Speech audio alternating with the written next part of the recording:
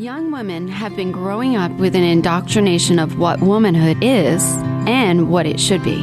They've been taught everything that is in direct opposition to the Word of God. Young women who want to be different from the world are rare, but they are real.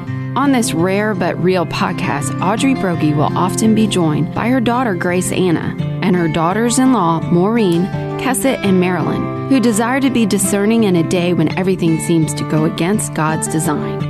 Join them in the journey of becoming rare but real. It takes courage and conviction. And now, Audrey Broggie.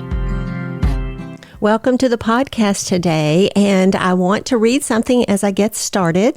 And I wrote it a few years ago, but it goes like this. So I was thinking about my daughters-in-law this morning and feeling very blessed to have two such wonderful girls married to my sons. I think about how much each girl is the perfect fit for my first two boys.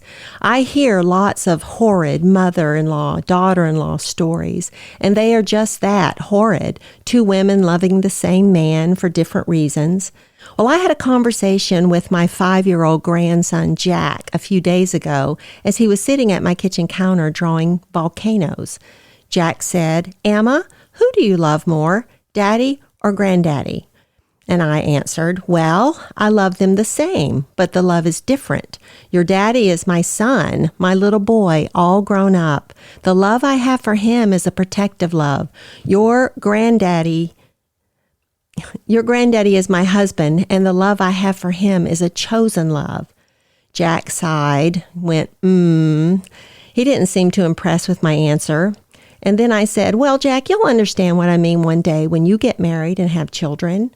And Jack answered, "Well, Emma, even when I get married, I'm going to love my mom more. I will. I just will." Then he went back to drawing volcanoes. But his words reminded me of conversations I had had with my two boys long before they were married, back in the day when they were little guys. Yeah, they thought they'd always love me more. They just would. They thought they'd always want to live with me, and they thought no girl would ever steal their hearts from me. That would be yuck, so they said. But their perspectives changed. Their hearts were turned, even stolen. That's what we pray will happen in the lives of our boys. We try, even in the middle of our sinfulness, to give our sons a role model for choosing a good wife, one who will help and not hinder, one who will encourage and not break down, one who will do him good all the days of his life. Men forge manhood, but we as women in our roles as wives and mothers are the models for our sons' future wives. We try to be what they will one day want in a wife. And if we're wise, we realize that we give them their first glimpse of womanhood. We realize that as they grow up under our tender mothering, they will one day need a tender mother for their children. We give them a picture of what to look for. It is a sobering task. I have often asked myself over the years if I would want my sons to choose someone like me. Would I want them to have the kind of wife that I have been for their dad? I'm thankful for the goodness of God in bringing these girls to my son's attention. I'm glad my boys love these girls more than they love me and different than they love me. I'm glad those girls stole my son's hearts because in their stealing, God gave these wonderful girls to me. I am blessed beyond measure. And one of those wonderful girls is here with me today, and we're going to talk a little bit about how God worked in her life and my son Jordan's life to bring them together. So, welcome, Maureen. Hi, everyone. I'm excited to be here today talking to Audrey and talking about my favorite person in the whole wide world, Jordan. You want to say me? Not quite. Right. For a second. Go ahead. Anyway, I'm sorry. As I've been thinking about, just recounting mine and Jordan's kind of love story, I always just come back to Isaiah 55:6. Seek the Lord while he may be found. Call upon him while he is near. because so much, as you will hear, of our relationship in those early days was truly seeking the Lord while he could be found, and Jordan guiding me and discipling me through that. So I'm excited to get going with our conversation. Yeah. And, Maureen's story is a little bit different from my daughters and Kessid's and Marilyn's. You'll hear all of these on these podcasts because I'm doing these individually. But I feel like I kind of half raised Maureen since I met you so young. But I'm going to ask you some of the same questions I've been asking each one of my girls, which is what I call all of you. But so in general, what were your thoughts as you were growing up about one day getting married? What were your thoughts about marriage in general? How did you think about that kind of stuff? Well, when I was a young girl, I have two sisters and two brothers. So my sister, who is closest in age to me, we would often play house together with our dolls or stuffed animals, or even sometimes we'd add the Barbies. And we always would play, and we were always married, and we always had children. And some of the most fun times we had was deciding what we would name those kids or what our husband's name would be. And we would sit, each of us had a twin size bed, and we would sit on the end of it and pretending those were our vehicles. And we would just be talking and mothering and carpooling and all the things that moms do at home with their kids. And so for me, really, marriage was never not on the forefront of my mind. I always looked at it. My parents are still married and have been married for a very long time. And my dad went out and worked to provide for our family while my mom was at home with us kids, raising us and, meeting our needs and stuff. And I always wanted that. And so the idea of marriage from a very young age was very appealing to me. Yeah, that's great. I mean, it's great. And, it's funny because we call this podcast Rare But Real. And one of the things that I keep thinking about as I've been, as I'm talking to you all and we're kind of like thinking through how God brought y'all together, that so many women today and I'm thinking about Christian moms, they worry about what's going to happen in terms of marriage and their own children because of marriage being redefined, or will they even find, if they have little girls or little boys, will they find a godly person to marry if they're raising their children that, in that way. So I think about, even with all of y'all, because even when we had our children, Carl and me had our children, we worried about those things. And we began to pray and to realize that God is faithful and God still does miraculous things no matter what the generational thing is. And even you sharing some of those things of growing up and model before you was still the traditional roles of men and women, which is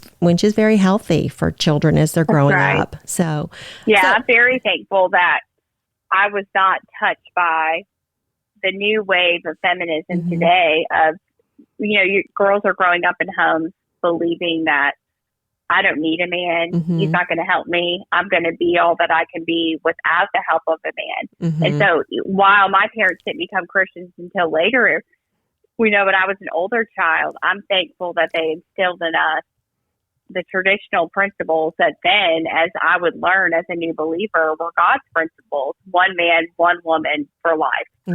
Yeah. So great. Well, share a little bit too about how maybe some of your friendships and your relationships with boys, and I'm not talking about, let's talk about past relationships. That's not what I mean.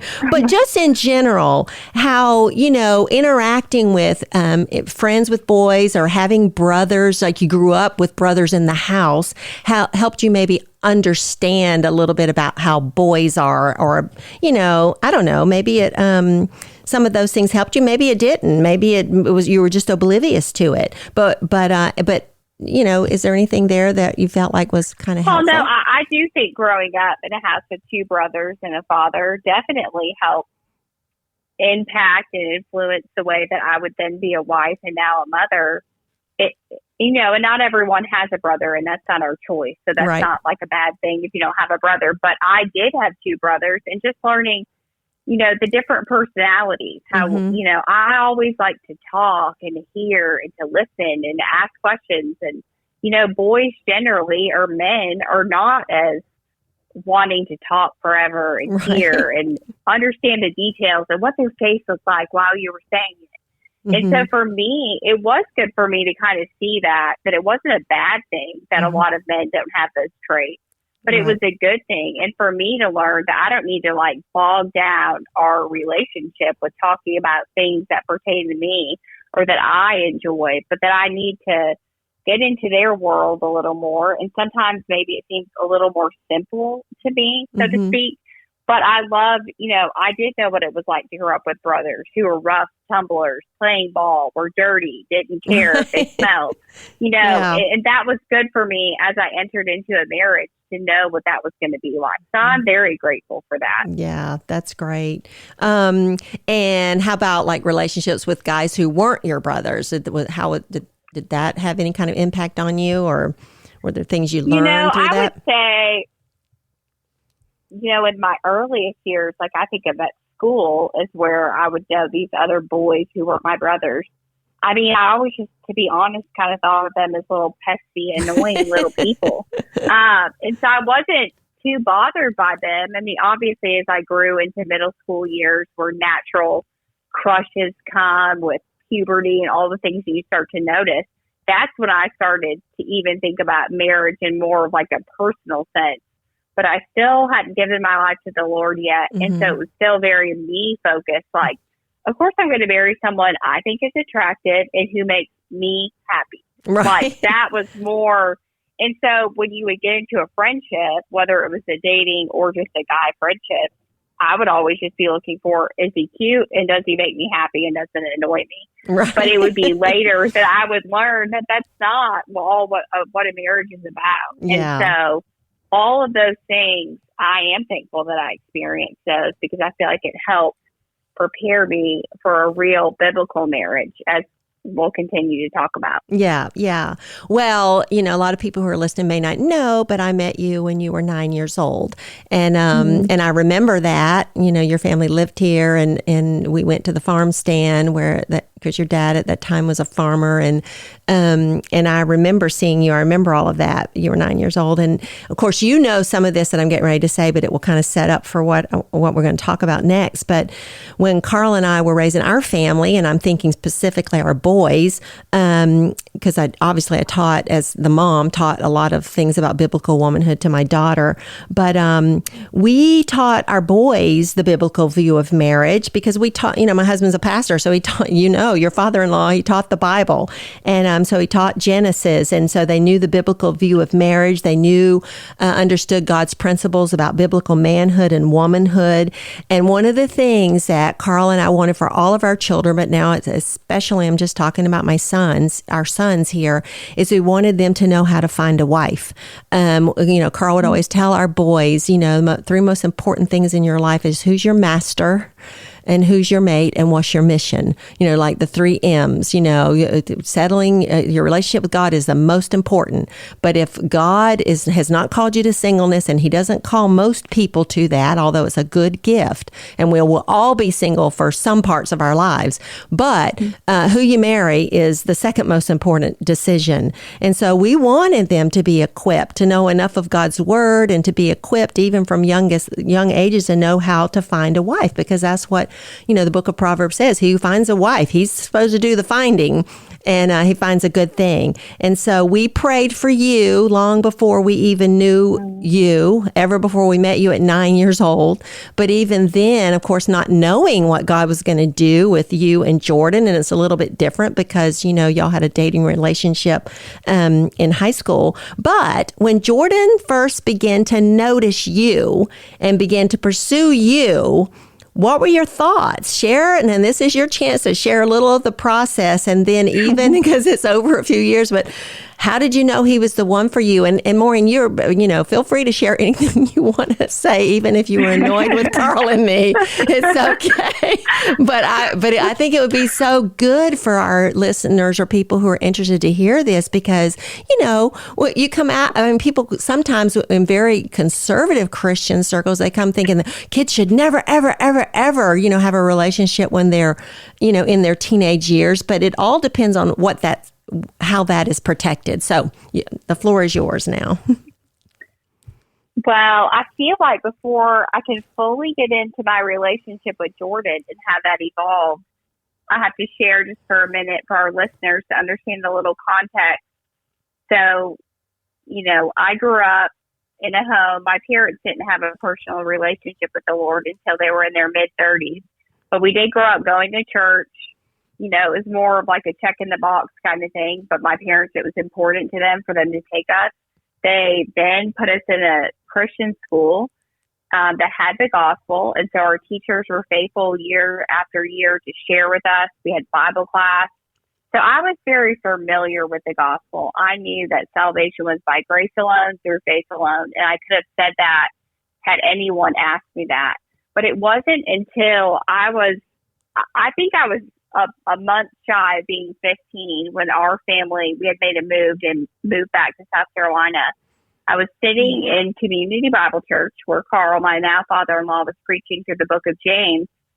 And the verse that he was on, James 2, James chapter 1, and it says, do not merely be hearers of the word, but effectual doers. And I remember at the time, and honestly, I may say it was one of the first times I felt true conviction from the Holy Spirit that I was living for myself. As I mentioned a minute ago, what kind of guy would I want? He needs to be cute and make me happy.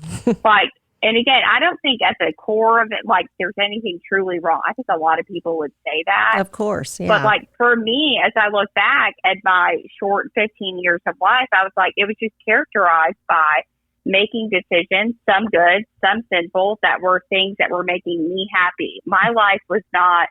Christ was not on the throne in my life, where my life was revolving around him.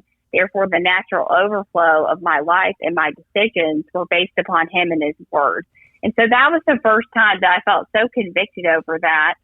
And I did that day pray to receive Christ. And I had done that previously as a younger person, but I don't know for sure the date of my salvation. Only God does. But I know that my life from that day on has been marked by sanctification and true difference. So that's when I kind of think of my true salvation coming and taking place, and not being head knowledge, but heart knowledge. I was now walking out the gospel and living for it, and it mattered.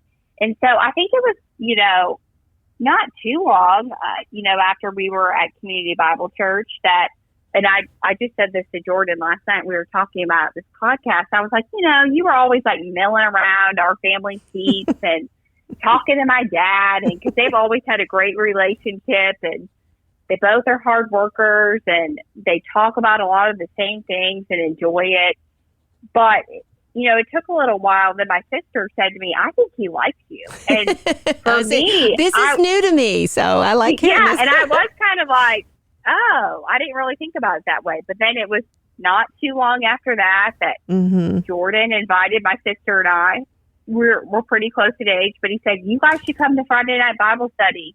Here's where we meet, and this is what it's like. And I really think it was that first Friday, after we had been invited, we show up at Bible study, and they welcomed us and introduced us to people. And I will never forget, my then youth pastor, Mike DeGusa, was teaching through the Sermon on the Mount, and I had never heard teaching like that before. And that was just like the beginning of just changing my heart for the Lord. And I remember thanking Jordan and actually he and his brother dropped us off at home that night. And I remember thanking them, thank you for inviting us. This is so fun and neat. And we'll probably start coming. But then he's like, oh, actually Sunday night, there's a Awana at our church. Do you guys want to come to that?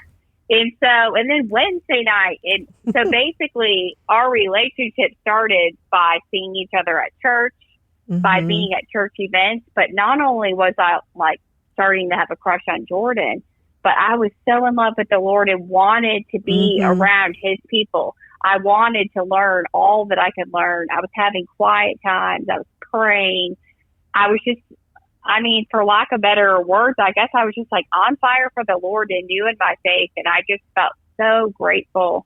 I always think back to 2 Corinthians 5:17 that says, therefore, if anyone is in Christ, the old has passed away and the new has come. And for me, and not that I was some terrible, awful human being. But I do think of my middle school years as some that were characterized by making some sinful choices that I was sorry for genuinely and ashamed of. And I wanted God's forgiveness. And he had granted me forgiveness for not only some of those poor choices and sinful things, but for everything I was going to do and had ever done. And I was just at a point in my life where I was excited for anything to learn about him. And then God brought Jordan into my life, and it was just a catalyst to grow more and more and more. So then, you know, I mean, Audrey, you would remember this more than me because you were the host. It's like our families would always end up at Taco Bell or Subway or in your kitchen. At our house until 1 a.m. in the morning. Until the wee hours. And then I think it's funny because, you know, then my mom would be like, you can go in school a little late. I know we were at the Brogies late.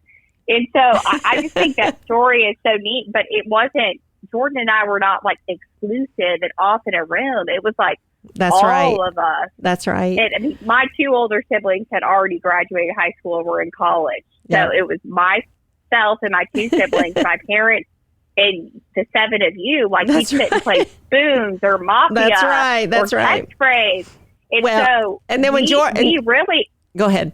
I'm sorry. No, I'm just saying as we were liking each other more and more, so were our families. It was like a friendship was growing amongst all of us. And so that's really how God brought us together. And obviously at some point, the relationship wasn't just like a disciplee relationship. Like Jordan and I had a real attraction for each other. We enjoyed each other's company. I mean, one of the things that I've always said, and I will always say, is Jordan was just so funny and happy all the time.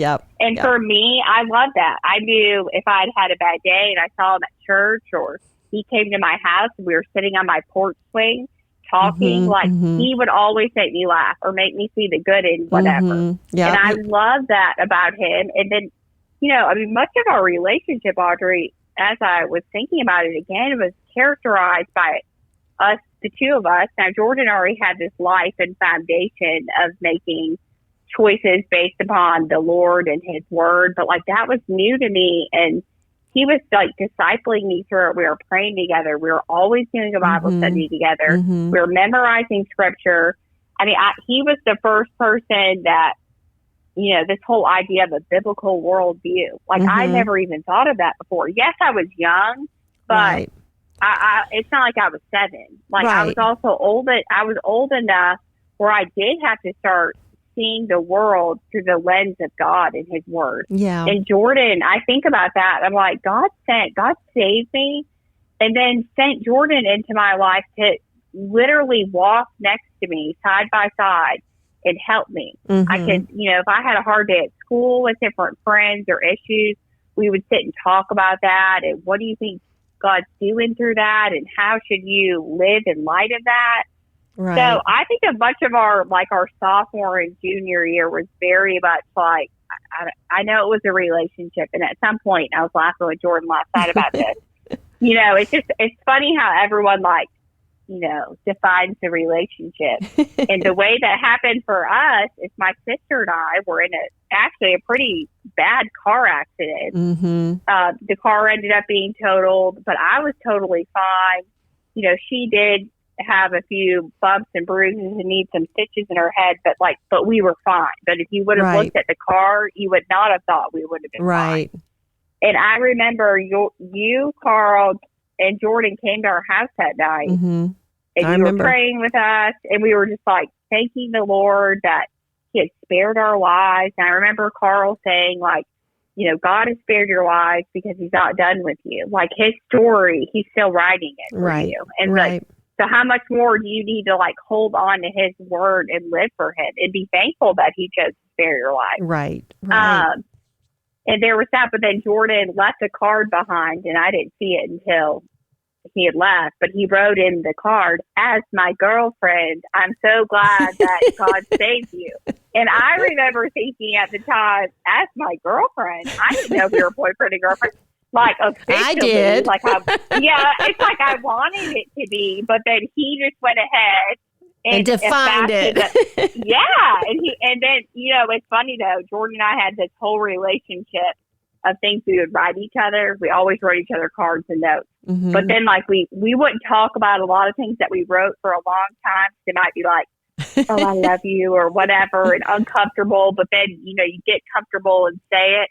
And so I always think it's cute. But even in that, he was 16 and took the lead to mark our relationship as like, no, you are my girlfriend. Like, we are a couple. Yeah. So, I don't know what your thoughts were during all that. No, well, my thoughts, when it's funny because I didn't know about Aaron saying that to you, but I certainly knew because parents just know. They can tell when the hearts of their children are turned towards someone. Now, whether that materializes and goes anywhere is another story. But when your daughter has a crush on a boy, or you just, especially if you're like, in tune to what's going on with your children and you're paying attention to those things. So we definitely saw that. And, I wanted to say something, put a little bit in context for those, because when I said we met you at 9 years old and your father had a farm stand, but just to clarify that, y'all were here, but then you moved away because Maureen's parents are from Illinois, and they went back for a couple of years, and then moved back to South Carolina. And it was then, even though I'd met you and remembered you and all that stuff earlier, but it was evident. Now, I didn't know at the time the turning point with, in the sermon with Carl preaching. I know you've told me about that prior, but I didn't know it at the time. I mean, told me about it since, but I didn't know it then. But it was very evident when you were saying just a few minutes ago, when you were saying about 2 Corinthians 5:17, you were one of those young girls, and I've taught high school, I've taught children, I've taught girls my whole life, but you were one of those girls that's like, whoa, this girl has a heart for the Lord. I just remember being struck with that because you would seek me out. Forget Jordan for a second. Now, maybe you already had a crush on him at that point. I don't know, but you would seek me out, and you wouldn't just like try to be like, Mrs. Brogy, I hope you like me and blah, blah, blah. Like some girls have done over the years. Like I know that, they want to be my friend because they think my sons are cute. But you would ask me hard questions, or you would talk to me about things that I thought, no, this is, she's serious about her relationship with the Lord. So that was evident to me during those years when y'all came back to South. All those hours sitting in the red van. That's right. And actually, I was probably telling you things that if I had been thinking about it, I wouldn't have told you if I wanted you to like me for your son. Exactly. But I think it was through my new relationship with the Lord that I wanted someone who was a mature believer, and a woman specifically, to just glean into my life as it had been so far. And for, you get saved, but from the moment of salvation, you don't just instantaneously know every single thing that God desires for you or believes about you. And so I remember much of that conversation. It's almost like I needed to be affirmed and like, Absolutely. You're no longer a slave to sin. Like, you are a child of God. Like, you were that person for me that was always like, Maureen, like, your sin is as far as the east is from the west. Like, God, like, you are a child of God. Like, what matters now is what you do moving forward and how you treat your past. Like, no, you don't live in it, but like, you acknowledge it. It happened. But then, you move forward. That's right. With God's you get from the scripture, giving perspective on those things. And, Maureen, even God's used that so much in all these years since then, as he's like just recently when I was dealing with, she wasn't a teenager like you, but a young woman who it's the same principles of dealing with sin and how do I see it from God's perspective and some of those same things. So God used all of that too, because you asked such perceptive questions and questions that it wasn't just like, oh, I just want some Band-Aid answer. I really want to understand the theology behind this. I want to understand what God's word says. So it really helped me a lot too, in that regard, as it still does to this day, whether it's you or whether it's some 17-year-old girl or as a 40-year-old woman or whoever, that God has used all of those things to help me. So anyway, so going back to y'all's story, okay, the other thing I wanted to ask is what safeguards? Now, since you and Jordan did know each other and dated for such a long time, even as young, when you were young, what safeguards did you personally have in place to protect your heart as you were trying to navigate your feelings and your thoughts about Jordan? You know, from the time you first started having a crush on him, but maybe even later when, you know, until you're at the altar, you never know what could happen, you know. So speak to that a little bit. I feel like, you know, as I mentioned just a minute ago, like my sophomore and junior year in high school, while Jordan and I were like, quote, in a relationship, Mm-hmm. it wasn't until my senior year that I really was like, I love this guy. Mm-hmm. Like, I don't know if it's almost like it was a choice. I was in a relationship. I liked our time together. It was encouraging. It was edifying and all this, but it was like my senior year in high school. As I was getting older and maturing, and then, you know, it's a natural time to start to think about life after you leave your parents' home. Like, Mm-hmm. what is that going to look like?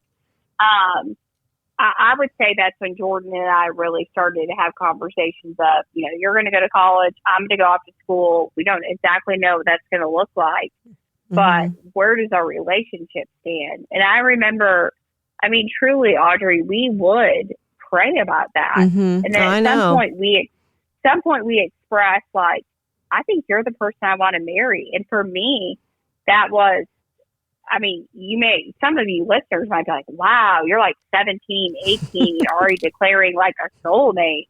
But like, there is literally, and as I talked to Jordan last night about this, we don't regret any of that. Mm-hmm. It's like, wow, God like put us together and to literally grow up together. Mm-hmm. And by the way, Jordan actually has grown 1 inch since we got married, since he was 20 and I was 21. I look at those pictures sometimes, like, my baby. Yeah, I know. So it is. I mean, I think back on it now, and I think our parents must have been insane to let us get married then. But like, Well, to be honest, let me speak to that for a second. To be honest, I'll just insert, but don't lose your train of thought. You know, but people, even our peers and people older than us, thought, "What is your?" You know, they were people who question us, like, "What are you letting this happen for?" But it's just like sometimes when you know, you know.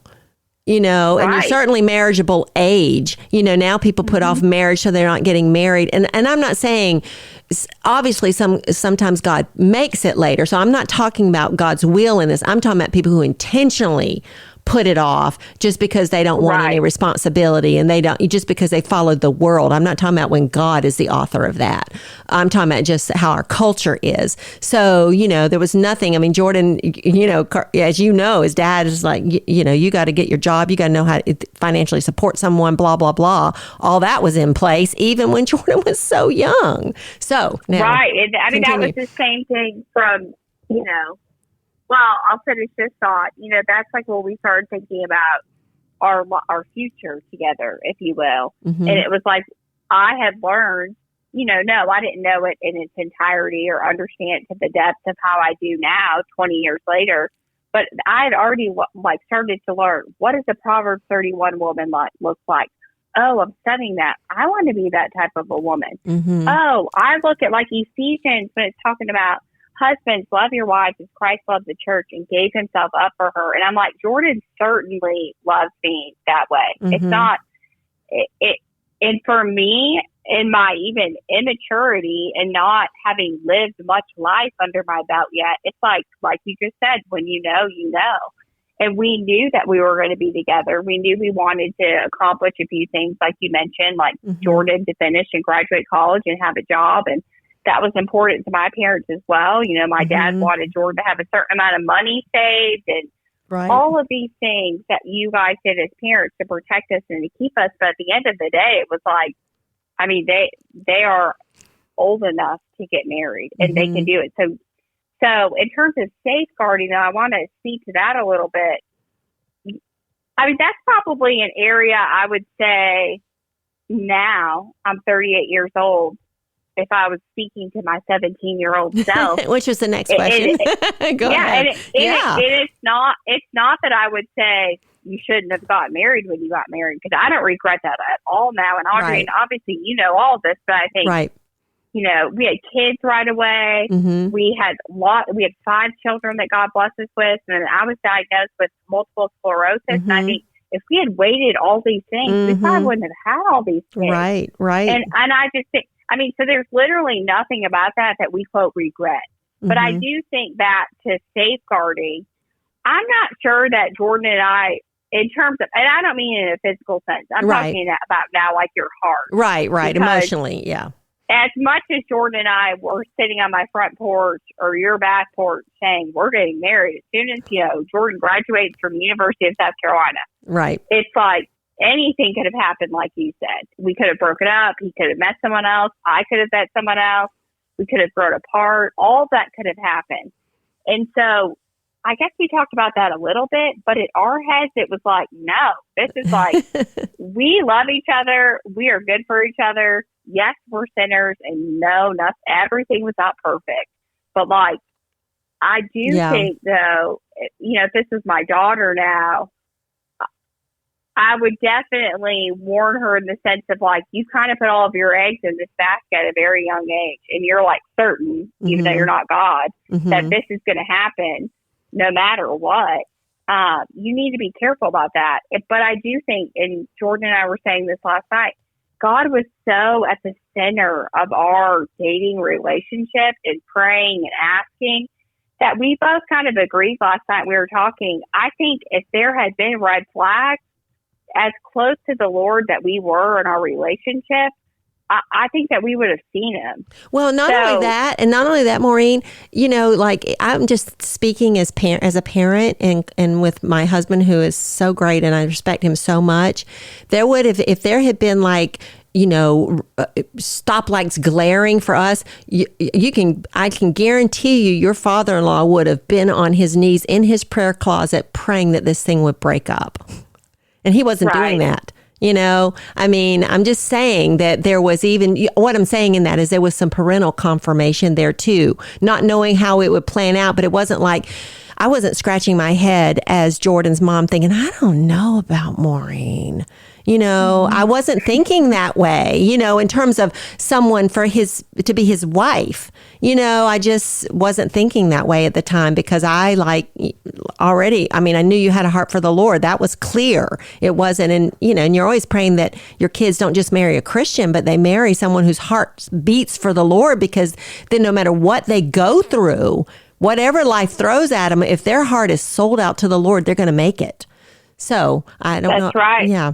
And really, and Audrey, like, I know the safeguard thing, like, as I have teenagers now, we had our boys first and then we had girls. And so we're kind of starting over as, and I now have a 12-year-old daughter. I'm saying starting over in the sense of, okay, we officially have 2 teenage boys that have been teenagers for a little bit. Right. But it's so different with a girl.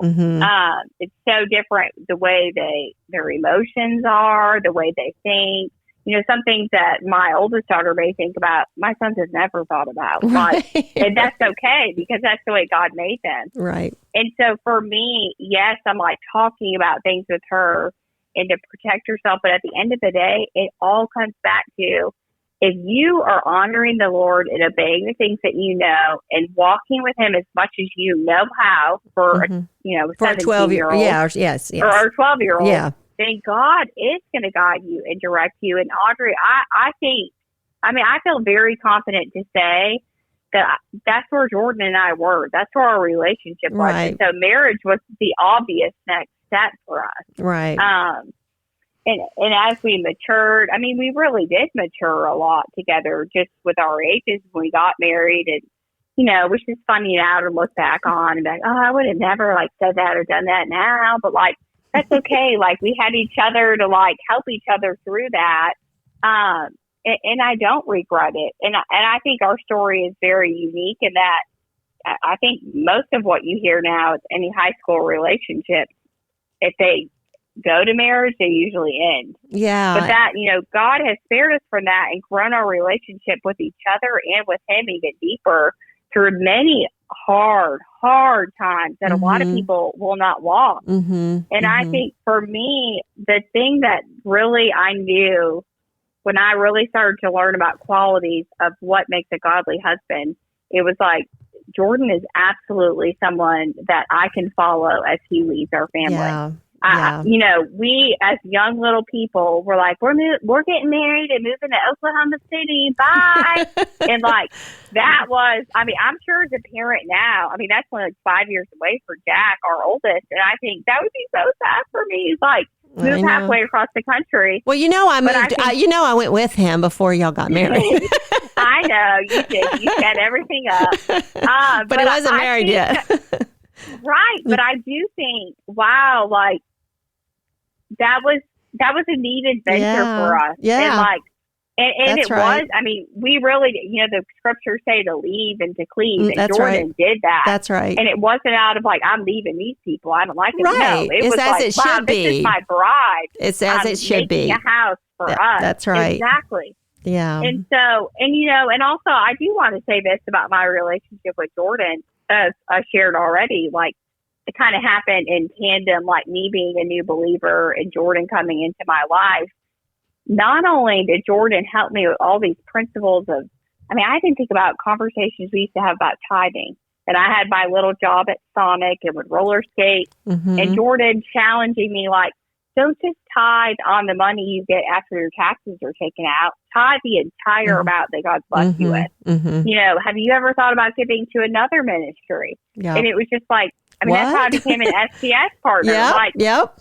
But I do think as like these little kids that I think of now that I'm a mom, like, wow, like we helped each other with that. But I will also say, because of course we had fights. Of course there were times we annoyed each other, just like there is in marriage. But like, that's also where I really learned how to walk in forgiveness with people. Yeah. Like, how many times do you forgive them? 7 times 7, like for an infinite amount of time.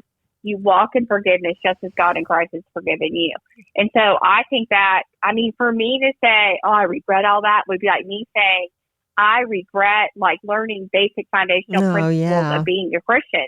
Because Jordan was he was just like a package deal with that God allowed in my life at the time. And I think I'm just incredibly grateful for it, honestly, Audrey. And, you know, with the influence of you and Carl, and not only were you like my boyfriend's parents, but you were like my Sunday school teacher. Carl was my pastor. Like, there were just all these facets. Yeah, it is really neat. It is sweet. And it's not that common. Right. It doesn't make our relationship any better than someone else's. No, but it makes it what God did. And I think, wow, that's like really neat that my partner, my husband, who God has called me to spend the rest of my life with, is Jordan. Yeah. But I think, like, I knew I could follow him. He was a true leader. He still is today in all that he does, whether it's leading our family or leading in the business sense. But then I also knew, like, this man is going to keep every last word of our marriage fast. That's right. And I remember thinking that when we were going through marriage counseling and first, like, saw the vows that we would say to each other. And thinking like, wow, this is like, I mean, really? Like, would someone really in sickness and in health till death do us part? Like, no matter what, stick to that person. And it's like, we have experienced sickness and health. We've experienced death and life. That's right. And like, I would say, if anything, through all that, Audrey, like, our marriage has just gotten stronger. I know it has. It's, and it's just a picture of God. He just, I think, like, wow, you redeemed me and you saved me, and then you gave me this gift of Jordan, and then now we've been able to like work out our salvation and fear and trembling together. And sometimes it's looked really great, and other times it's been a mess. But at the end of it, like, Christ is at the center. That's right. And so we come back to that, and I mean, every anniversary, it's just like you read those marriage vows, and it's like, no, literally every single word of those he has kept. Yeah. And it's not always been because I've been deserving. Right. I mean, I can be a pill. I know I annoy him at times, and I know things that will set him off. And then sometimes, probably like a lot of wives, like, they don't really care if, like, in the moment they say a little thing that's going to annoy their husband. But like, we can come back and discuss it and talk about it and forgive each other and love each other through it.